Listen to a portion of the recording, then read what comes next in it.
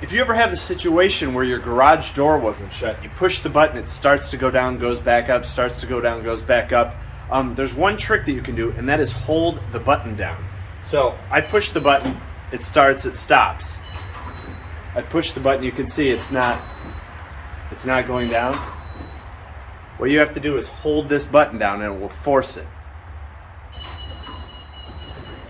So I'm continuing to hold that button down and the garage door is shutting.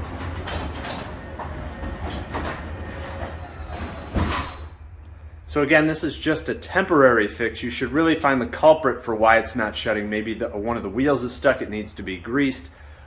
Maybe there's something with some alignment, it's hitting that trigger and it feels force and it's going back up. So this is just a temporary fix to get your door shut until you can fix the real problem. Hope this helps. Thanks.